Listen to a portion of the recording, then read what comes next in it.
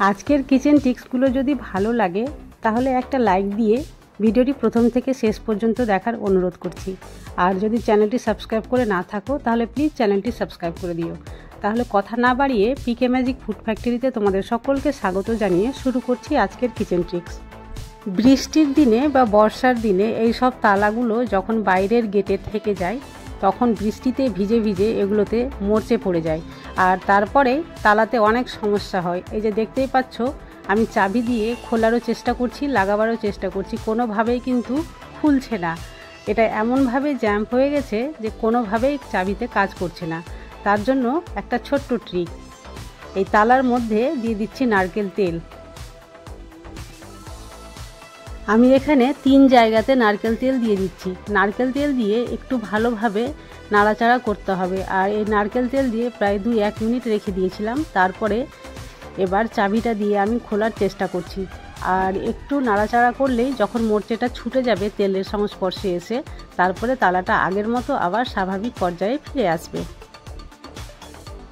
তেল দেওয়ার সঙ্গে সঙ্গে তালাটা খুলে গেল। আর এই যে দেখো, আমি দেখাচ্ছি, এই জায়গাটা দেখে বুঝতেই পারছো কতটা মরচে পড়েছিল। আর এভাবে একটু চেপে চেপে ওঠানামা করার পর কিন্তু তালা একেবারে ভালো হয়ে যাবে, আর এই তালাতে কোনো রকম আর সমস্যা হবে না। মরচে পড়ে যাওয়ার আগে যদি এইভাবে তালাতে তেল দিয়ে দেওয়া যায় তাহলে আর কিন্তু মরচা পড়বে না। চলে আসছি পরবর্তী ট্রিকে। এখানে দেখতেই পাচ্ছ দুটো গ্লাস জয়েন্ট হয়ে আছে, মানে একটা গ্লাসের মধ্যে যদি একটা গ্লাস ফেঁসে যায়, কোনো রকমভাবে বেরিয়ে না আসে, তাহলে কি করা যেতে পারে সেই ট্রিকটা আমি তোমাদের সঙ্গে শেয়ার করব। পিকে ম্যাজিক ফুড ফ্যাক্টরিকে তোমরা যদি ইনস্টাগ্রামে ফলো করতে চাও তাহলে ডেসক্রিপশানে লিঙ্ক দেওয়া রয়েছে, সেখানে গিয়ে অবশ্যই ফলো করতে পারো। দুটো স্টিলের গ্লাস যখন এইভাবে একটার উপরে একটা ফেঁসে যাবে বা আটকে যাবে, তখন এখানটায় দিয়ে দিতে হবে নারকেল তেল। আর নারকেল তেলটা দিয়ে একটু ড্যাব ড্যাব করে নিতে হবে, যাতে তলা পর্যন্ত নারকেল তেলটা গড়িয়ে চলে যায়। আর তারপরে কিছুক্ষণ পরে একটু হালকা হালকা করে নাড়াচাড়া করতে হবে, আর হাতে একটু ঘুরিয়ে ঘুরিয়ে নিচের দিকে নামাতে হবে।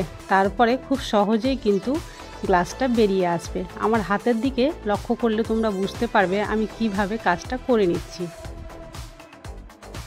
আমি বাম হাতটা উপর দিকে টান দিচ্ছি, আর ডান হাতটা উল্টো দিকে ঘুরিয়ে ঘুরিয়ে নিচের দিকে টানছি।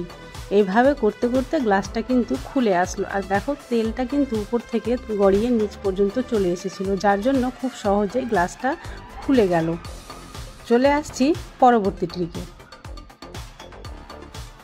এই গরমের সময় ঘরে ফ্যান চালিয়ে বাচ্চারা যখন বই বা খাতা নিয়ে পড়াশোনা করতে বসে, তখন এই পৃষ্ঠাগুলো একেবারে উল্টে যায়, আর বারে বারে হাত দিয়ে চেপে রাখতে হয়, একটু বিরক্ত বোধ করে।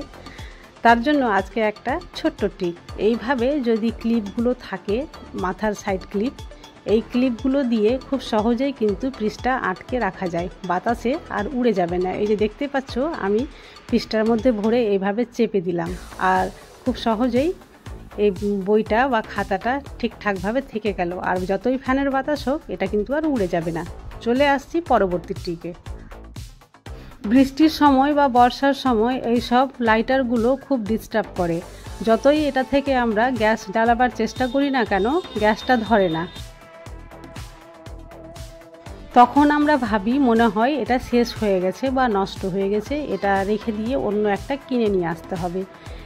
কিন্তু এটা বাইরে ফেলে দেওয়ার আগে একটা ছোট্ট ট্রিক তোমরা করে নিতে পারো।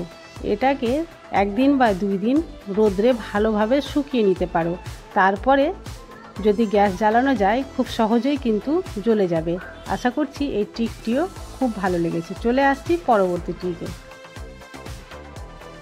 বাড়িতে যদি মিক্সার গ্রাইন্ডার না থাকে বা কোনো শিলনোড়া না থাকে, তাহলে কি করে এই মশলাগুলো করা যেতে পারে। বিশেষ করে যারা ব্যাচেলার ভাই রয়েছে, তারা যদি কোনো কিছু রান্না করতে যায়, হাতের কাছে কিছু না থাকে, তাহলে এই মশলাগুলো কি করে করবে। আজকে একটা ছোট্ট ট্রিক, কোনো কিছু না থাকলেও খুব সহজেই মশলা কিন্তু করা যেতে পারে একটা সামান্য তালার সাহায্যে। আমি এই মশলাগুলো কেটে নিয়েছি, আর একটা ক্যারি ব্যাগের মধ্যে এইভাবে ভরে নিলাম। আর একটা তালা তো সবার বাড়িতেই থাকবে, তালা দিয়ে আমি কিন্তু এখানটায় ঘষে ঘষে মশলাটা করে নেব। আমার হাতের দিকে লক্ষ্য করলে বুঝতে পারবে আমি কত সহজে মশলাটা বেটে নিচ্ছি।